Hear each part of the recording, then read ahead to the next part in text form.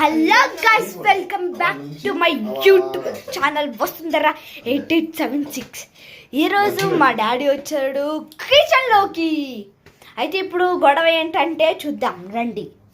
మా డాడీ పక్క నుంచి దోశ పిండిలో పప్పు కలిపి దోశ వేయని, మా మమ్మీ పక్క నుంచి వద్దు వద్దు వద్దు.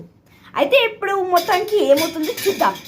అయితే మా మమ్మీ ఏం చేసింది, మా డాడీ బాధ భరించలేక కలిపేసింది. ఇట్లా దోశ వచ్చింది అనమాట. అయితే ఇట్లా దోశ రావడం వల్ల ఇప్పుడు ఆయిల్ వేసి మా డాడీ పాముతున్నాడు.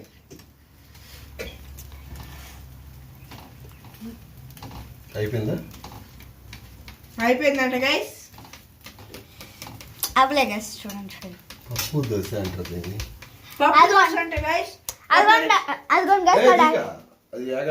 మా డాడీ ఏదో చెప్తున్నాడు, చెప్పండి. రెసిపీ చెప్పండి. పప్పు దోశ రెసిపీ పేరు. రెసిపీ చెప్పండి. పప్పు దోశ దాని రెసిపీ పప్పు దోశ అన్నమాట.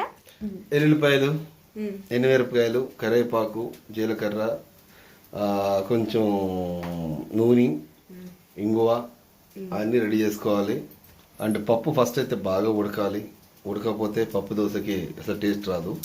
సో అందుకని పప్పు దోశకి ఫస్ట్ మంచి పప్పు ఉడికించుకున్న తర్వాత తాలింపు వేసుకొని దాని పప్పుని పక్కన పెట్టుకొని, అందులో ముఖ్యంగా చెప్తున్నా సాల్ట్ వేయడం మర్చిపోకండి. పప్పులో ఉప్పు చాలా ఇంపార్టెంట్. సో అందుకని పప్పులో ఉప్పు చేసుకోండి, టేస్ట్ బాగుంటుంది. తర్వాత మాడిపోతుంది, పక్కన తీయండి. చెప్పాను మాడిపోతున్నట్టు, అంటే కిందకి మాడిపోతుందని అబ్జర్వ్ చేయలేదు. అందుకని మంట తగ్గించండి, మంట తగ్గించమని చెప్పా.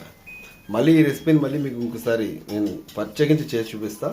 అప్పుడు దోశల పిండి వేస్తాం కదా, దోశల పిండి వేసిన తర్వాత ఆ దోశల పిండిలో ఈ పప్పుని క్వాంటిటీని మంచిగా మిక్స్ చేసుకోవాలి. ఆ టేస్ట్ని బట్టి క్వాంటిటీ మిక్స్ చేసుకున్న తర్వాత ఆ పప్పు దోశని డైరెక్ట్గా పెనం మీద అప్లై చేసుకోవాలి. మంచిగా పాన్ తీసుకోండి. ఆయిల్ వేయడం మర్చిపోద్దు, ఆయిల్ వేయకపోతే టేస్ట్ రాదు. ప్రత్యేకించి ఆయిల్ వేయండి. బాయ్.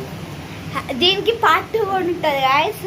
అంటే 3 minutes టైమర్ పెట్టా, అది అవుతుంది మెల్లమెల్లగా. అయితే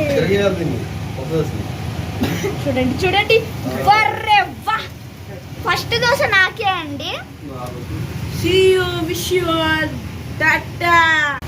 సారీ గాయస్.